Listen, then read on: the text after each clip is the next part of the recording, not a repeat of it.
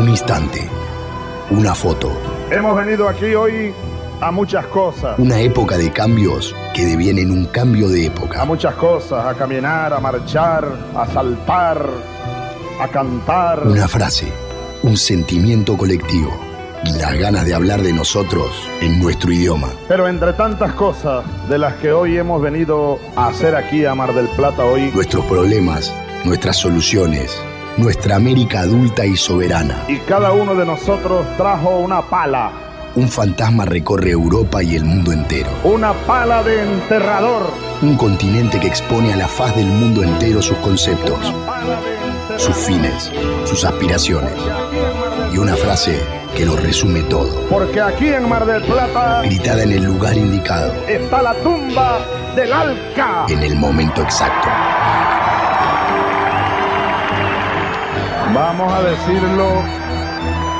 Vamos a decirlo. Alca, Alca, al carajo. A partir de este momento, Alca, Alca, al carajo. Las fronteras se abren y la patria se agranda. Esto es Al Carajo. Noticias, política y cultura de América. Esto es Al Carajo.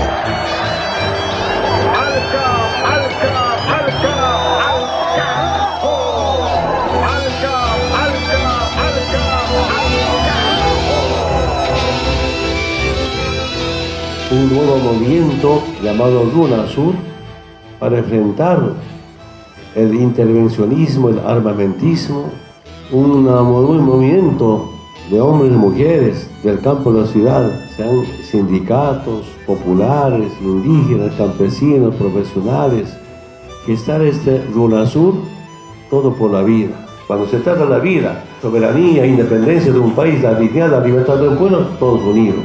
Y ese es RUNASUR, más unidad, una integración para la liberación de toda América Latina. La voz de Evo Morales, después de la de Chávez, para dar inicio a este capítulo número 37 de esta temporada 2022 de Al Carajo. Chávez, en nuestra apertura habitual, desde el no al Alca en el 2005, el Al Carajo, que le da nombre a este programa político y periodístico, y Evo Morales desde la Asamblea Constitutiva de la RUNASUR, realizada días atrás en Argentina, el espacio creado para nuclear a organizaciones sociales e indígenas de América Latina y el Caribe, una suerte de UNASUR de los pueblos. La UNASUR es de los gobiernos de turno en cada país, la RUNASUR es de sus movimientos populares, sindicales, campesinos, originarios, de mujeres, de estudiantes. La nota central de esta emisión tiene que ver con este importante acontecimiento que fue la reunión en la que participaron delegados de Bolivia, de Brasil, de Argentina, de Chile, de Ecuador, de Guatemala, de México, de Nicaragua, de Panamá, de Paraguay, de Perú, de Uruguay y de Venezuela. Desde la conciencia y vivencia de Sudamérica, de la Sudamérica profunda, nace RUNASUR como nuevo movimiento político para fortalecer la integración de nuestros pueblos con base en la plurinacionalidad que constituye unidad con diversidad para enfrentar la adversidad. El llamamiento que dejó Evo en la presentación, con voces referentes de cada uno de los países que vamos a traer al aire en el desarrollo de este programa, que además del eje puesto en RUNASUR, tiene otras noticias políticas, sociales y culturales a lo largo y a lo ancho del continente, como siempre. Vamos a ir país por país con los títulos elegidos para esta contraagenda latinoamericana y, como siempre, música, literatura, comidas, cultura, historia de la patria grande. Mi nombre es Pablo Daniel Ovín, en la conducción y producción periodística, en esta temporada número 13 de nuestro ciclo, acompañado por Mavi Sosa en los contenidos culturales y Juan Francisco Martínez Pería para la historia. Gracias, Juan Monasterio, por el trabajo en las redes sociales. Estamos en Twitter, Facebook e Instagram con el nombre del programa Al Carajo Radio nos encuentran. También tenemos un canal de YouTube para transmisiones en vivo Y como archivo de material se pueden encontrar cada uno de los capítulos de esta temporada y también material histórico de las temporadas anteriores. Al Carajo Radio en YouTube también. Y por supuesto hago mención colectiva de las radios que nos transmiten en distintos días y horarios cada una durante la semana y el fin de semana. Medio centenar de emisoras de la República Argentina, de Chile, de Uruguay, de Bolivia. Radios comunitarias, radios cooperativas, radios rurales, radios escolares, radios universitarias y también radios públicas que nos dan espacio en sus grillas de programación.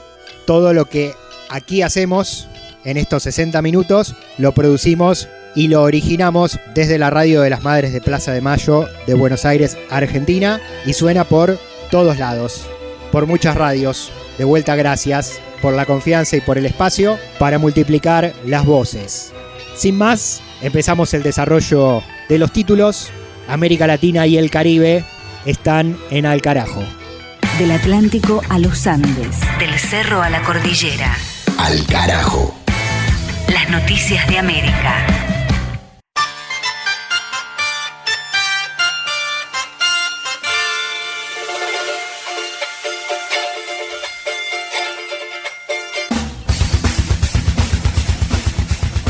En Colombia reportan nuevo crimen de un líder social, víctima número 157 en lo que va del año. El hecho ocurrió en el municipio de Cúcuta, del departamento norte de Santander, donde el presidente de la Junta de Acción Comunal de Ciudad Rodeo, Edgar José Ayala, fue herido de muerte por desconocidos. El dirigente fue interceptado por un grupo armado cuando se encontraba con su hijo en el estacionamiento del conjunto habitacional donde residía y alcanzado por los disparos de los agresores. Posteriormente fue trasladado a una clínica local en la que falleció debido a la gravedad de su estado, mientras que su hijo también resultó con heridas, pero sobrevivió. Ante este nuevo caso, la Defensoría del Pueblo recordó que la ciudad de Cúcuta es blanco permanente de graves vulneraciones a los derechos humanos, tanto de carácter masivo como selectivo, y que mientras el Estado emite órdenes de protección insuficientes, ocurren hechos como desapariciones forzadas, asesinatos sicariales, reclutamientos y otras victimizaciones. Las organizaciones locales responsabilizan a los grupos armados que operan en la zona, el Frente 33, el Ejército de Liberación Nacional, ELN, el Clan del Golfo, los Rastrojos y otras bandas irregulares, con las cuales el gobierno nacional de Gustavo Petro busca avanzar en diálogos de paz para detener la violencia. Al Carajo. En Panamá citan a los expresidentes Varela y Martinelli por la causa Odebrecht. El juicio investiga denuncias de corrupción público-privada que incluyen desvíos de fondos, lavado de dinero y blanqueo de capitales, tipificados como delitos contra el orden económico y contra la economía nacional. Además de los dos exmandatarios, entre los exfuncionarios del Estado implicados hay 6 exministros y un exdiputado, y por el lado privado una lista de más de 30 empresarios, abogados, responsables contables y particulares. Varela, quien fue primero vicepresidente del gobierno de Martinelli y luego presidente de la República, figura en el caso por los aportes que la constructora hizo a su campaña presidencial por el partido panameñista que lo llevó a la presidencia en el 2014. Mientras que Ricardo Martinelli, que presidió el país entre 2009 y 2014, aparece mencionado por Andrés Ravelo, ex CEO de Odebrecht en Panamá, quien declaró haber recibido transferencias millonarias a través de Caribbean Holding Service. Ante la citación, la defensa de Martinelli alegó que se trata de un caso político con el que se busca inhabilitar al exmandatario para que no pueda participar de las elecciones del 2024, donde aparece como el principal candidato opositor. Ambos expresidentes anunciaron que se presentarán a todas las audiencias para demostrar que no tienen vinculación con los cargos presentados. Al Carajo. En Brasil, Lula se reúne con líderes del Senado para preparar la presentación de sus primeros proyectos cuando asuma el gobierno. Los encuentros tienen como primer objetivo negociar algunos de los puntos relacionados con el presupuesto 2023, para el que el Partido de los Trabajadores deberá buscar consensos en el Parlamento. Otra de las leyes de tratamiento urgente sobre las cuales se quiere avanzar es la extensión del programa Auxilio Brasil para mantener y ampliar la ayuda a las familias necesitadas en el primer año de la nueva gestión. El presidente electo, Luis Ignacio Lula da Silva, trabajó sobre estos y otros temas con el presidente del Senado, Rodrigo Pacheco, integrante del partido de centro-derecha Demócratas, y con el presidente de la Cámara de Diputados, Artur Lira, del Partido Progresistas, que fue aliado del frente que apoyó la candidatura de Bolsonaro. Además, Lula compartió encuentro con el presidente del Tribunal Superior Electoral, Alexandre de Moraes, en el marco del proceso de transición y hacia la asunción del mando, pautada para el 1 de enero de 2023. Al carajo. En Nicaragua, Ortega celebra el triunfo del sandinismo en las elecciones municipales. El presidente manifestó su satisfacción sobre el desarrollo de los comicios realizados el 6 de noviembre, cuyos resultados finales están todavía terminando de totalizarse, pero con el escrutinio provisorio ya marcando la tendencia irreversible a favor del oficialismo. Según los datos oficiales, el Frente Sandinista de Liberación Nacional se queda con el gobierno en las 153 alcaldías que se disputaron, alcanzando en el total nacional cerca del 73% de los votos. Sobre el nivel de participación, el Consejo Supremo Electoral de Nicaragua reportó una concurrencia a las urnas del 57% del padrón, aunque desde sectores opositores, que boicotearon el proceso, hablan de apenas un 17.3% y además denunciaron ilegitimidad del proceso por el encarcelamiento de candidatos y la proscripción de partidos políticos enfrentados al gobierno. En su discurso postelectoral, el presidente Daniel Ortega consideró que esos números no tienen respaldo real, que las mencionadas detenciones de dirigentes obedecen a procesos judiciales por lavado de dinero y delitos que investiga la justicia de manera autónoma y que los comicios municipales de Nicaragua fueron pacíficos y transparentes. Estas elecciones municipales nos indican con toda claridad que es posible ganar la paz, que es posible asegurar la paz. Fueron elecciones donde no se dispararon balas, no se quemaron a estudiantes, policías, jóvenes, no se incendiaron centros médicos, centros escolares, no se bloqueó al pueblo, no se bañó de sangre como los terroristas financiados por el imperio yanqui bañaron de sangre a Nicaragua, a una Nicaragua que estaba en paz. La bañaron de sangre y pensaban que con el baño de sangre este pueblo se iba a rendir. No tomaban en cuenta que aquí en este país, a lo largo de la historia, el pueblo ha tenido que enfrentar una y otra vez a los imperialistas de la tierra, desde los que llegaron con Colón a hacerse dueños de las tierras que no eran de ellos, a robarle la riqueza a nuestros antepasados, hasta los imperialistas yanquis.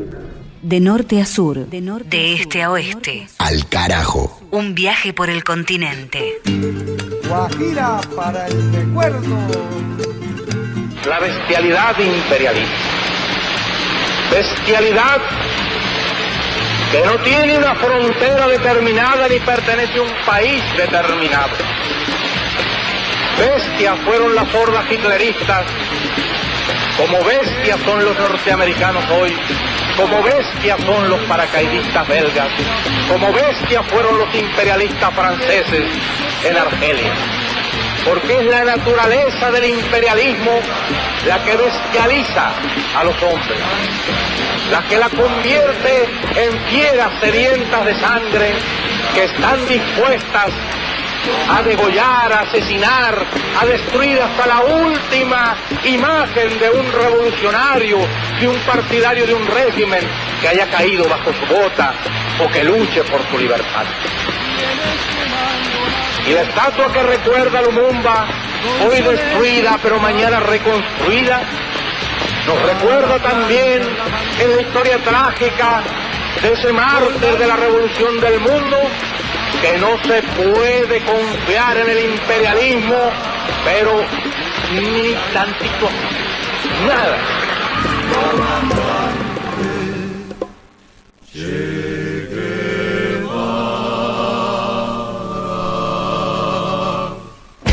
Ni tratados de libre expoliación, ni tratados como incapaces.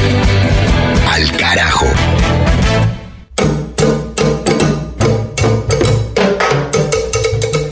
Y ahora en Al carajo nos vamos a ir hasta Perú con una figura muy importante en América Latina, fundador de uno de los movimientos también muy importantes en nuestro continente, el APRA, la Alianza Popular Revolucionaria Americana.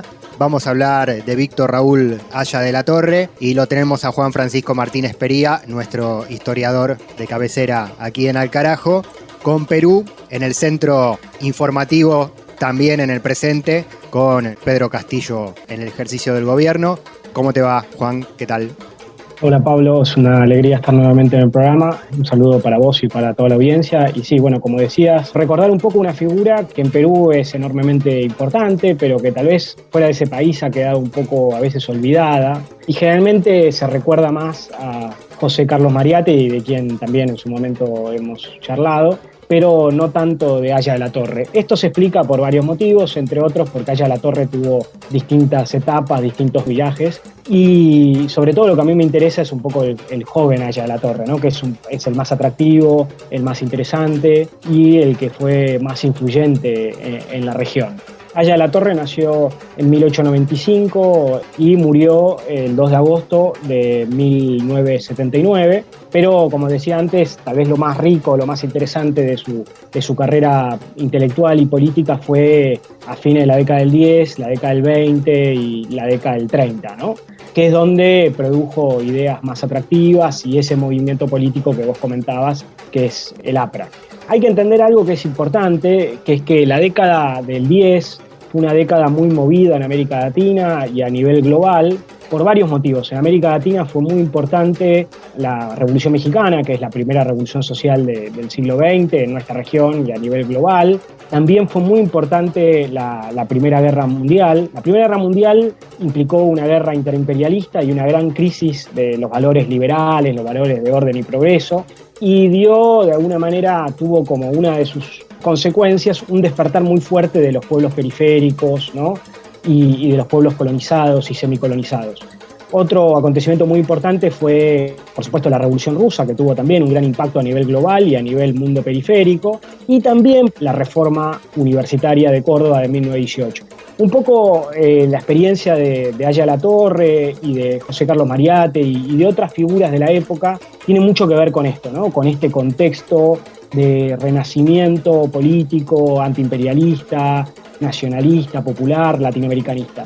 Haya de la Torre estuvo muy influido por la Revolución Mexicana, por la reforma universitaria de Córdoba, y él muy tempranamente fue el presidente de la Federación de Estudiantes de Perú, se destacó como un líder intelectual, político, estudiantil, y lo más importante es que, bueno, él luchó contra un gobierno que había en ese momento, que era el gobierno de Leguía, un gobierno que al principio había iniciado reformas democráticas, pero después se tornó un gobierno autoritario, y Haya de la Torre se destacó en Perú como un dirigente estudiantil, pero se tuvo que ir al exilio, ¿no? Comienzo de la década del 20 se tuvo que ir al exilio, así como Mariátegui a fines de la década del 10 se va al exilio, pero se va a México. Y en México es muy interesante porque él se vincula con otro intelectual que en su momento hablaremos, que fue muy importante, que fue José Vasconcelos, que en ese momento era secretario de Educación de México, y los dos, bueno, Haya de la Torre pasa a ser su secretario privado, y ahí en México él funda este movimiento que vos señalabas antes, que se llama el APRA, Alianza Popular Revolucionaria Americana, que estaba pensado como un movimiento para toda la región, ¿no? Esto es algo novedoso, es algo muy interesante, como una suerte de frente, como una suerte de internacional latinoamericanista, pensada para toda la región. Fíjate vos que hoy por hoy no existe algo así, ¿no? Y esa idea que él tuvo en ese momento fue muy interesante, y eso se funda en 1924 más o menos, y él hace también algo que a mí me gusta mucho, que es la bandera de Indoamérica. Otra cosa muy interesante es algo que nosotros hemos hablado ya en otra columna, esto de los nombres de América, ¿no? Mariátegui y Haya de la Torre proponen un nuevo nombre para la región, que es el de Indoamérica, señalando que la mayoría de la población de nuestra región es indígena, y entonces el nombre que tiene que tener la región es Indoamérica. Fíjate vos cómo estamos en esta época de convulsión política, de renacimiento, de autoafirmación, y ahí es cuando surge un nuevo nombre en disputa con los nombres tradicionales. Pero él hace, además de plantear un nuevo nombre, lo que él hace, que tal vez es lo más atractivo, es esta bandera, ¿no? Para aquellos que no conozcan, lamentablemente, Pablo, vos sabés que esta bandera no es muy conocida. Quiero decir, en su momento tuvo difusión y tuvo cierta influencia, pero lamentablemente hoy por hoy los movimientos nacional populares, los movimientos de izquierda latinoamericanista no la reivindican. Sería hora que lo vayan haciendo. Yo la tengo en mi cuarto y soy un militante de esa bandera. Es una bandera muy linda con un fondo rojo con nuestra región en dorado, ¿no? La que es muy utilizada hoy por los movimientos es la huipala, ¿no? Que, bueno, también en Bolivia, particularmente con el Estado plurinacional, tiene un peso institucional también. Por supuesto, y obviamente que la huipala también merece ser desde ya reivindicada, pero bueno, que florezcan muchas banderas, ¿no? Eso es algo bueno. Vos fíjate que justamente allá La Torre plantea esta idea de Indoamérica, plantea esta idea de la necesidad de un movimiento para toda la región y justamente esa necesidad de crear una simbología, de crear una bandera para ese movimiento y esa región que él está planteando. Allá La Torre hace eso en México, él después, bueno, va a la Unión Soviética, hace un recorrido por Europa, está en Londres, está en París, él está exiliado, participa de un congreso antiimperialista en Bruselas en 1927 y él va fundando el APRA y teorizando sobre el APRA y teorizando sobre el aprismo, y él escribe en 1926 un texto que se llama ¿Qué es el APRA? Y después otro texto a fin de la década del 20,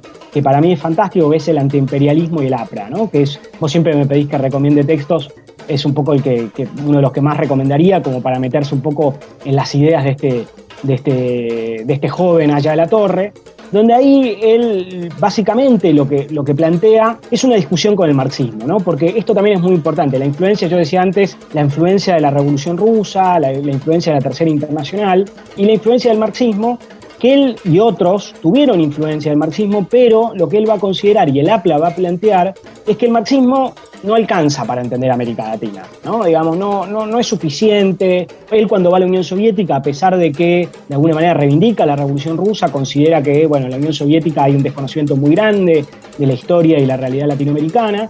Y entonces él plantea que el marxismo no es suficiente o no es totalmente válido para la región, ¿no? Hay un autor más reciente de la India, que se llama Dipesh Chakrabarty, que él plantea que para la India, ¿no? Y para el mundo periférico, él dice, el marxismo es necesario pero es insuficiente, ¿no? Y a mí me gusta esa frase porque yo creo que explica muy bien cuál es la relación que nosotros tenemos que tener con el marxismo, ¿no? Y entonces él, en este texto, el antiimperialismo y el APRA, muy rápidamente, lo que va a plantear es que, bueno, el marxismo no alcanza para entender nuestra realidad, que nuestra realidad es original, que nuestra historia es original, y él discute puntualmente con un libro muy influyente en su época, y un libro que también vale mucho la pena leer, que es Imperialismo, etapa superior del capitalismo, de Lenin, donde él plantea algo que también va a coincidir un poco con Mariátegui, que es lo siguiente: la conquista española trajo el feudalismo a América Latina, o a Indoamérica en sus términos. La independencia, vieron, ahora estamos celebrando el bicentenario de la independencia del Perú, pero él y el propio Mariátegui también van a señalar que la independencia del Perú y la independencia de América Latina no implicó un cambio sustantivo en términos de las relaciones sociales, ¿no? Que no implicó un cambio muy fuerte, sobre todo en regiones como, pensemos, Perú, Bolivia, o en otros lugares donde realmente los cambios sociales fueron muy escasos, a pesar de los intentos de San Martín, de Bolívar, de Sucre y de otros. Esos cambios sociales fueron muy superficiales, y entonces lo que él plantea es que hay una continuidad del feudalismo, ¿no? Lo que Mariátegui llamaba feudalidad. Y allá La Torre lo que va a señalar es que el capitalismo llega a fines del siglo XIX a América Latina, pero a través del imperialismo. Por eso él discute con Lenin y él dice, jugando con Lenin, dice, en América Latina el imperialismo es la primera etapa del capitalismo, no la última etapa, es la primera etapa. Y lo que él va a plantear, en discusión con la Tercera Internacional y en discusión con también Mariátegui, que va a romper con el APRA, ¿no? Mariátegui participaba del APRA. Algo que también es muy importante es que el APRA al principio, como decíamos antes, no fue pensado como un partido para Perú. Fue pensado como un movimiento para América Latina, tuvo mucha influencia a nivel latinoamericana, tuvo mucha influencia también de la reforma universitaria y los ideales latinoamericanistas de la reforma universitaria, tuvo influencia, por ejemplo, de Manuel Ugarte, de Alfredo Palacios, ¿no? Figuras importantes de esa época, que combinaban socialismo, latinoamericanismo y antiimperialismo. Bueno, allá La Torre lo que planteaba es que lo que había que hacer, sobre todo, fundamentalmente, era una revolución antiimperialista, ¿no? Y yo decía que este APRA tuvo células en todos lados, ¿no? En Cuba, incluso en la Argentina. En todos lados hubo distintas células apristas que seguían estas ideas, y Aya de la Torre lo que planteaba es que había que hacer un gran frente de trabajadores manuales, intelectuales. ¿Viste esta idea de estudiantes y trabajadores o estudiantes y obreros? Bueno, ya esa idea viene de la década del 20, ¿no? Está muy claramente.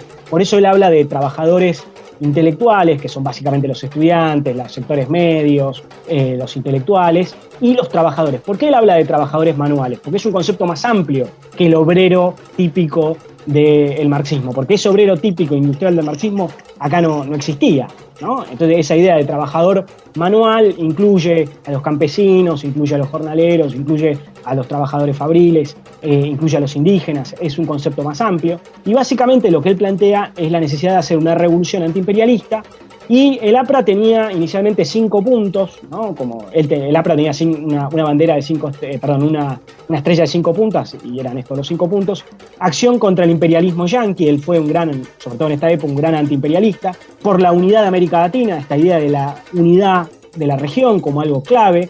Por la nacionalización de tierras e industrias, por la internacionalización del Canal de Panamá y por la solidaridad con todos los pueblos y clases oprimidas del mundo, ¿no? Entonces, el APRA está pensando, y Aya de la Torre, a través de sus textos, va teorizando en torno a qué tipo de revolución hay que hacer en América Latina, qué tipo de doctrina hay que tener para América Latina, y eso él lo llama el aprismo. El aprismo es esta doctrina especial y este movimiento especial para América Latina, porque América Latina es distinta a Europa, ¿no? Me parece que esto es muy importante, la conciencia de la necesidad de descolonizarnos culturalmente, pensarnos de nosotros mismos y avanzar, digamos, hacia una construcción de un movimiento y una teoría particular. Aya de la Torre sufrió mucha persecución en su vida, el aprismo fue proscripto, él estuvo preso, estuvo mucho tiempo asilado en la Embajada de Colombia, es un caso muy famoso.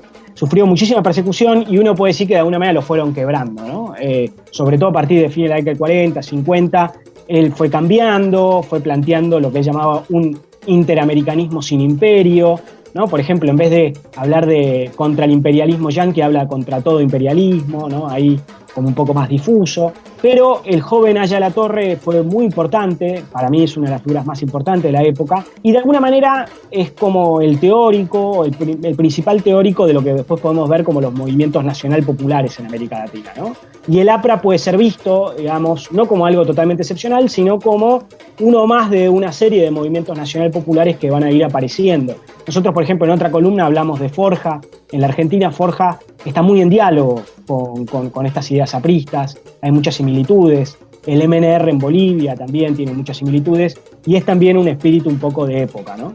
Sí, y está muy en coyuntura en el programa. En esta oportunidad vamos a retomar un poco el tema de la CELAC y toda esa intención que tienen algunos líderes y algunos gobiernos, el de México, por ejemplo, a través de Andrés Manuel López Obrador, de recuperarlo. Entonces esas banderas del APRA, pensando un movimiento regionalista, está vivo. Absolutamente, está vivo, está vigente. Para mí estas ideas son fundamentales, son centrales, hay que retomarlas. Fíjate vos, los años 20 y 30 fueron una época de muchísima efervescencia latinoamericanista, ¿no? Pensemos la figura de Sandino, por ejemplo, en ese momento fue muy importante, que bueno, Aya de la Torre tuvo ahí vinculaciones también. Es una época muy parecida a los 60 y los 70, ¿no? De movimientos nacional populares latinoamericanistas de izquierda, y esas ideas tienen enorme vigencia y felizmente estamos viendo de alguna manera cierto reverdecer y cierta recuperación después de lo que fue, por supuesto, el giro progresista nacional popular de comienzo del siglo XX, donde también vimos un gran renacimiento de esas ideas y, por supuesto, se puede poner de alguna manera RUNASUR, CELAC en esa misma línea, en ese mismo ideario, ¿no? Por supuesto. Sí, el final del APRA como partido, bueno, ya es conocido, termina convirtiéndose en una fuerza al servicio del neoliberalismo con la última presidencia de Alan García, que termina suicidado, envuelto en la corrupción, con los vínculos con el empresariado nacional e internacional, completamente ajeno a lo que fue aquella fundación de Aya de la Torre. Sí, eso igual hay algo que me parece que es muy importante, ¿no? Que no es una excepción tampoco, ¿eh? Digo, justamente una de las grandes tragedias en América Latina es que muchos de estos movimientos nacional populares terminaron traicionándose, terminaron siendo cooptados por distintos motivos, ¿no? Pensemos el PRI, Acción Democrática, en Venezuela, por ejemplo, Carlos Andrés Pérez que de alguna manera en los 70 tuvo ciertas lógicas nacional populares, terminó introduciendo el neoliberalismo en Venezuela. Pensemos Sánchez de Lozada, el MNR, o Víctor Paz Estenssoro, el MNR, en Bolivia, llevando adelante el neoliberalismo. Pensemos Menem en la Argentina, con el peronismo. Una de las grandes tragedias también es que estos movimientos, por distintos motivos, terminaron claudicando, ¿no? Uno puede decir, si se quiere, que figuras como Mariátegui, que insistieron mucho en que la revolución debía ser socialista, vieron de antemano, digamos, que si la revolución no era socialista, esto era una posibilidad, que las burguesías o movimientos nacionales populares iban a terminar claudicando. Yo no creo que sea tan lineal, pero evidentemente una de las grandes tragedias es que el neoliberalismo muchas veces en América Latina fue introducido por los mismos movimientos que históricamente habían llevado reformas antiliberales, nacionalistas y antiimperialistas, ¿no? Así que el caso de Perú tampoco es una excepción total. Aya de la Torre, historia completamente en agenda y en coyuntura en América Latina o en Indoamérica, como planteaba Aya de la Torre. Juan Francisco Martínez Espería, historiador del Centro Cultural de la Cooperación de Buenos Aires, Argentina, y docente. Libros ya mencionaste, si te queda alguno más por recomendar, lo hacemos. Hay un montón, Aya de la Torre escribió mucho y vale mucho la pena leerlo. Sus obras están en internet, textos como Por la emancipación de América Latina, que es el APRA, Construyendo el aprismo, decíamos el antiimperialismo del APRA. Sobre Aya de la Torre, libros como el de Marcelo Gullo, Aya de la Torre, La lucha por la patria grande. Martín Vergel, un historiador argentino, colega además, tiene una obra muy importante sobre el APRA. Uno de sus libros es La desmesura revolucionaria. Después un texto muy clásico de Luis Alberto Sánchez, Aya de la Torre y el APRA. Y después, por ejemplo, textos inéditos, Víctor Raúl Aya de la Torre, Giros discursivos y contiendas políticas, de Ricardo Melgar Vago y Osmar González. También es un libro muy valioso. Hay mucho para leer, lo recomiendo mucho. Más allá de su deriva posterior y su incluso traición, creo que el joven Aya de la Torre vale mucho la pena y su obra todavía tiene mucho para darnos. Muy interesante, Juan. Nos encontramos en la próxima. Bueno, un gran abrazo. Y Al Carajo sigue con todo este recorrido que planteamos un rato más. Al Carajo. Una mirada al sur desde el sur. Al Carajo. Al Carajo. Identidad, música y cultura de América Rebelde.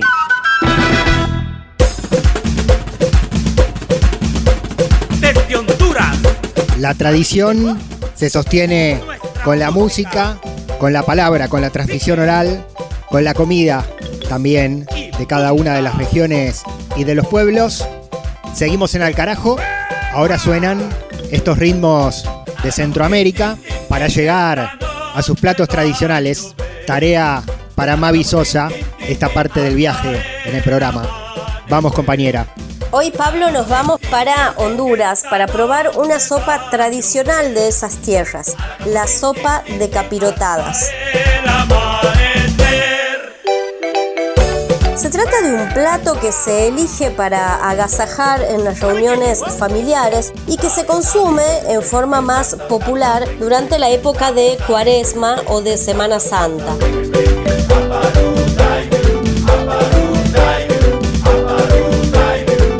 Esta deliciosa sopa de capirotadas es de origen criollo y se puede hacer como caldo o crema. Además, en algunas zonas del país se le agrega la verdura de temporada para darle un sabor especial a la preparación. La capirotada llegó primero a México, donde se convirtió en postre, siguió otros rumbos. La receta de la capirotada viene de Europa, más precisamente de España, donde se cocinaba con diferentes capas de ingredientes. ¡Que viva Honduras! ¡Viva! Su música, sus tradiciones, su gente. Al ser un plato con pocos ingredientes, era consumido por sectores más humildes y más populares. Por eso se le puso capirotada, porque alude al capirote, a los sombreros rústicos que se usaban en esas épocas. Les cuento cómo se prepara.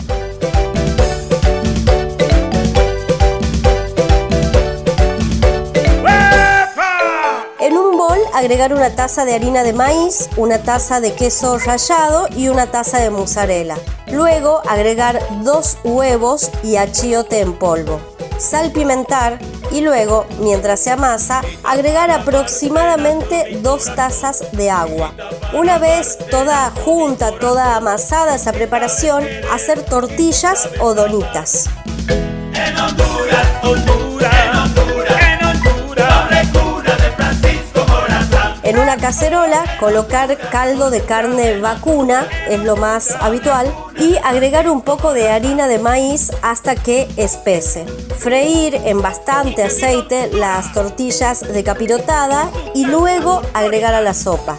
Servir bien caliente con culantro picado fino.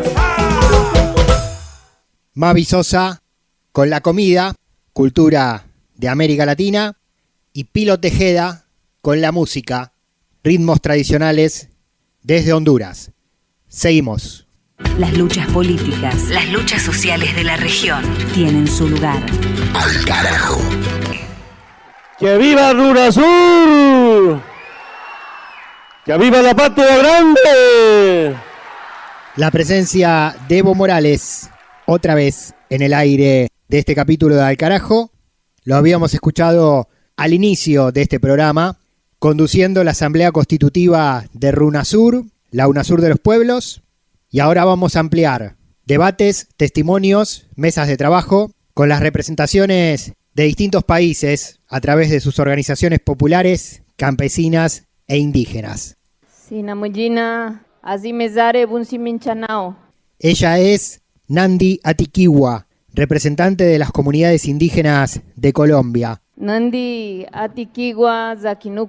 Presente en la Asamblea de RUNASUR realizada en Buenos Aires. Un saludo del corazón de la tierra, la Sierra Nevada de Santa Marta, a todos los que se encuentran en esta mesa, en especial al hermano Evo, tal vez aquella madrugada del año 2007 en Tiwanaku. Para todos los pueblos indígenas del mundo fue una gran noticia su llegada a la presidencia.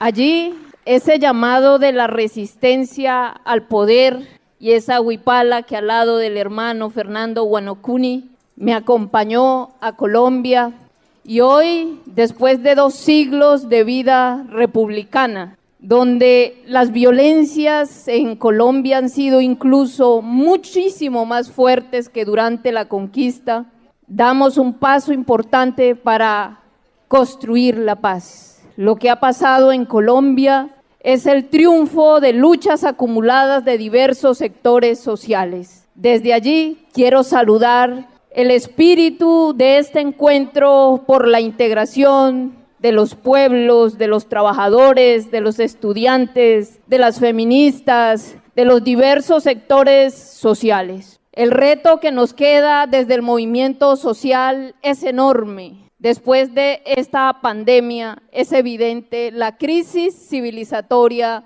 en que nos encontramos como humanidad.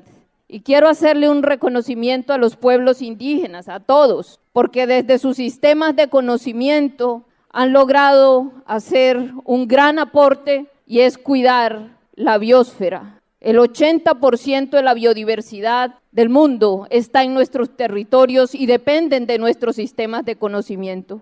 Por eso, desde la Sierra Nevada de Santa Marta, quiero invitarlos a que unamos nuestros saberes para sanar el poder, el ser, el territorio, nuestras culturas. La representación de Colombia, llevando estos postulados a la RUNASUR, la UNASUR de los Pueblos, creada por Evo Morales en el 2021 con un encuentro en Cochabamba, pero que tuvo su asamblea constitutiva y su lanzamiento formal ahora, a principios de este mes de noviembre de 2022, con este encuentro en Buenos Aires.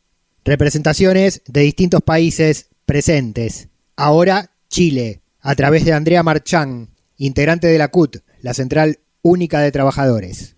Para la Central Unitaria de Trabajadores de Chile, que es la principal organización sindical de nuestro país, es muy significativo este encuentro. Tuvimos un encuentro asimismo también en Chile en mayo de este año, en nuestra sede de la Central. Creemos en una consolidación de América plurinacional que reconozca las diversidades culturales e históricas, que lo más importante de estas asambleas sea generar un valor de solidaridad, de hermandad y unión entre nuestros pueblos, defender nuestras soberanías y las dignidades de nuestros territorios. Desde Chile hoy aprovecho esta oportunidad para solicitar a RUNASUR que se recupere la convicción, la colectividad, la marcha y el fortalecimiento que hubo hace 17 años atrás para rechazar el ALCA. Esto nos dejó una enseñanza muy significativa en la unión política y social de nuestros países. Debemos fortalecer esa unión latinoamericana. Que en esta unidad también de RUNASUR también se vea el avance que está teniendo el fascismo en nuestros pueblos. Está avanzando. Nosotros en Chile tuvimos una derrota respecto del rechazo por la derecha. Es nuestra responsabilidad crear la unión social que necesitamos en nuestros pueblos para que el fascismo no siga avanzando en nuestra América. Sabemos que no es fácil, que es un largo camino, pero estamos acá hoy como delegación chilena para manifestar nuestras voluntades y renovar nuestros compromisos. Esperamos que al final de estas jornadas se logren los objetivos que nos hemos propuesto, para que la idea central es que todos seamos parte de una gran América plurinacional. Muchas gracias. Andrea Marchán, de la CUT de Chile, en la Asamblea de la RUNASUR. Turno para Venezuela, con la presencia en el micrófono de Lídice Alture, dirigente social barrial de las bases chavistas. Compañeros, hermanas, hermanos, tomarme unos minutos para hablar de Venezuela, un país pequeño pero muy digno, del que se habla mucho, a quien se le empuja una campaña denodada de descrédito y de discriminación. Tenemos 22 años resistiendo ese pequeño país y por eso nos incorporamos a este espacio en las distintas mesas de trabajo para hacer los aportes necesarios del camino propio que se ha construido la Revolución Bolivariana. Decía que un país del que se habla mucho en los medios de comunicación, por supuesto, en esa campaña comunicacional de injuria y falsos positivos, de hablar de la dictadura y del Estado fallido. Después de muchos años y de la pérdida física del comandante, muchos en el mundo se preguntan por qué el pueblo de Venezuela ha resistido. Y nosotros no tenemos fórmulas para copiar en el mundo, pero en este debate de la emancipación de los pueblos y de la independencia queremos hacer este modesto aporte. La Revolución Bolivariana se ha construido un modelo que le hemos denominado el socialismo bolivariano. Aquí me acompaña un comunero, y en ese socialismo bolivariano y en ese camino propio nos estamos planteando el socialismo territorial, que no es más que la sociedad comunal, reivindicando la doctrina y la cosmovisión de los pueblos originarios. El debate que vamos a dar en las mesas con respecto a la cultura, la educación, la salud, la economía, tiene que ser la discusión de los pueblos, por la salud, por la economía, por la cultura, compañeros y camaradas. En los retos de RUNASUR nos tienen que encontrar a unos pueblos movilizados con banderas de luchas comunes. Entre los puntos de acción que deja esta asamblea de la RUNASUR, que estamos reseñando en el aire de este programa Al Carajo, está justamente la de la comunicación. Uno de los puntos del documento manifiesta la necesidad y hace el llamamiento a la realización de acciones comunicacionales conjuntas y coordinadas para enfrentar las voces hegemónicas que pretenden avanzar con la reinstalación del neoliberalismo en el continente americano. Poner en agenda la agenda de los pueblos. De eso se trata. Ahora escuchamos al representante de Guatemala, Juvenal Quispe, referente del movimiento indígena del país centroamericano. Yo represento y soy parte de comunidades y pueblos organizados en resistencia, que somos un movimiento social inicialmente, Comité de Desarrollo Campesino Codeca, y en el 2016, siguiendo también aprendizajes del sur, logramos crear nuestro propio instrumento político, Movimiento para la Liberación de los Pueblos, MLP, que nos representó la compañera Telma Cabrera, y llegamos al cuarto lugar de 22 partidos políticos en las elecciones de 2019. Y en el 2023 pensamos y soñamos llegar a tomar los espacios de poder. Desde entonces nos denominamos movimiento sociopolítico. El gran desafío que tenemos los pueblos y comunidades organizadas en resistencia frente a los abusos del imperialismo y también del neoliberalismo es transitar del movimentismo a la acción sociopolítica. Eso es un desafío para todos los pueblos del continente. Y en el 2019, 20, 21, creamos lo que es el espacio de Abya-Yala Soberana. Abya-Yala Soberana es un espacio, no vamos a decir similar, pero sí tiene la naturaleza de aglutinar pueblos, comunidades organizados en sus territorios en diferentes países del continente.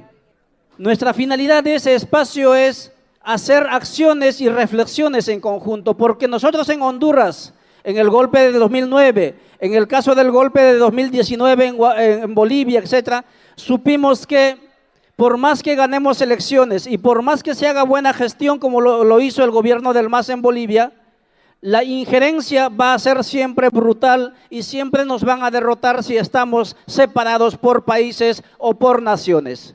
Por eso es que soñamos que Abya-Yala Soberana, esa tierra madura que decimos en el idioma guna, estemos unidos bajo el sueño de la soberanía como lo indicaban aquí, y una soberanía plurinacional. Por último, en esta reseña, crónica y socialización de las voces que pasaron por el encuentro de RUNASUR, la UNASUR de los Pueblos, realizado en Buenos Aires en este noviembre de 2022, encabezado por Evo Morales, escuchamos la voz de México, el México de Andrés Manuel López Obrador, locomotora junto a Brasil, tras el triunfo de Luis Ignacio Lula da Silva, para las expectativas de reorganización de las izquierdas latinoamericanas. Quien estuvo representando a México en RUNASUR fue Isabel Velázquez. En México estamos organizados para defender a nuestros pueblos originarios. Esto pasó en Buenos Aires, la Asamblea Constitutiva de la RUNASUR, la UNASUR de los Pueblos. Y bueno, hoy en este día agradezco a todos los integrantes de RUNASUR por haber tomado en cuenta a mi país, México. Espero que juntos triunfaremos, juntos saldremos adelante. Y bueno, pues que no sea hoy único día que hacen la invitación a México. Esperemos que unidos seamos el pueblo para el pueblo, como decía Evo Morales. Y hoy me doy cuenta, había escuchado allá en mi país, Evo Morales y toda la gente, aplausos como ahorita he observado, Evo Morales, y ya me doy cuenta porque el trabajo bien hecho se ve reflejado como el día de hoy. Evo Morales se ve, se escucha y está aquí presente, y es un orgullo hoy conocerlo en persona por ese trabajo. Felicidades, porque su pueblo lo sigue, todos los hermanos de los diferentes países lo siguen. Esperemos que esa lucha sea de todos, por el triunfo de la justicia social. ¡Que viva RUNASUR!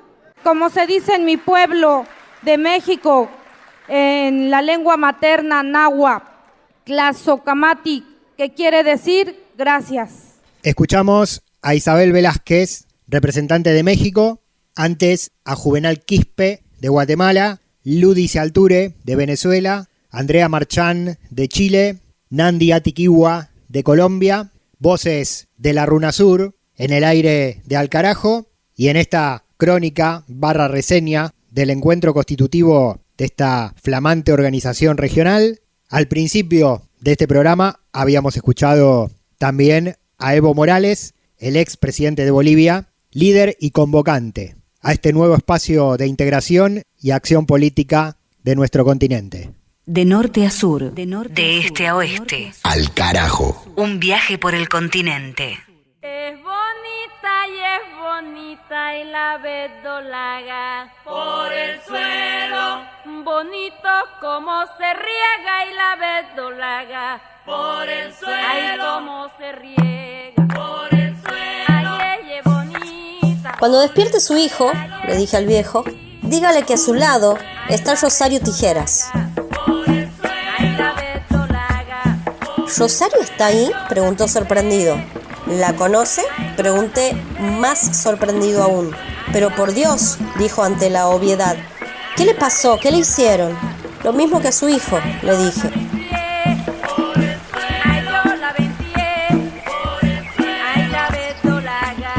Lo mismo no, es muy distinto ver las balas en el cuerpo de una mujer. Duele más, dijo. Pobrecita, hace mucho que no la veíamos. Hasta nos dijeron que ya la habían matado.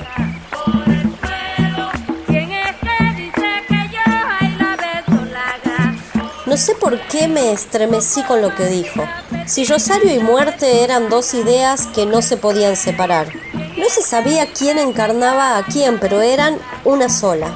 Sabíamos que Rosario se levantaba por las mañanas, pero nunca estábamos seguros de si volvería por la noche. Cuando se perdía varios días, esperábamos lo peor. Esa llamada en la madrugada hecha desde algún hospital, desde la morgue, desde una calle, preguntándonos si conocíamos a alguien así o asá, que tenía nuestro teléfono en su bolso.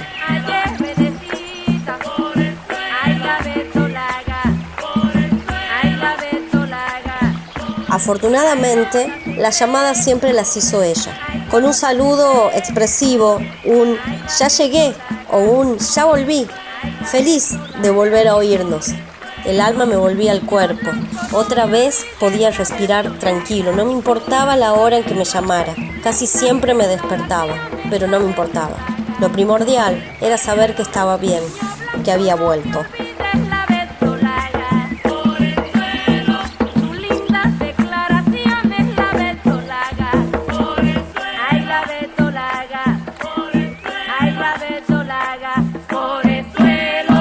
Al carajo. Aquí se queda la clara, la entrañable transparencia de tu querida presencia, comandante Che Guevara. Pasaje de Rosario Tijeras en la voz de Mavi Sosa. Fue la última acción de este capítulo 37, temporada 13, año 2022 de Al Carajo. Gracias, Mavi, por las lecturas, por las comidas, por la música, por la cultura, como siempre en este programa. Gracias también a Juan Francisco Martínez Pería, que estuvo con la sección de historia, entendiendo el presente de este continente a través de la reconstrucción de su pasado, de nuestro pasado. Gracias, Juan Francisco Martínez Pería, historiador del Centro Cultural de la Cooperación de Argentina, integrante de este equipo en esta temporada, en este ciclo. Agradecimiento también para Juan Monasterio y su gran apoyo para la visual en nuestras redes sociales, Twitter, Facebook, Instagram, Al Carajo Radio. Mi nombre, Pablo Daniel Ovín, en la conducción y producción periodística. Todo esto que pasó en este rato radiofónico lo generamos desde la Radio de las Madres de Plaza de Mayo, de Argentina, para América Latina y para el mundo. Este programa suena en total en casi 50 radios de Argentina, de Uruguay, de Chile, de Bolivia, y por las plataformas y en nuestro canal de YouTube, potencialmente en todo el planeta, intentando construir nuestra agenda propia latinoamericana. Cerramos acá esta emisión, nos encontramos en la próxima. Esto fue Al Carajo. Gracias por la escucha, gracias por los comentarios y gracias de antemano por buscarnos nuevamente en nuestra próxima aparición en el aire. Será hasta entonces. Comandante, con la luz de tu sonrisa, tu amor revolucionario te conduce a nueva empresa, donde espera la firmeza de tu brazo libertario. Aquí se queda la clara, la entrañable transparencia de tu querida presencia. presencia, comandante Che Guevara, de tu querida presencia, comandante Che Guevara. Alca, alca, alca, alca.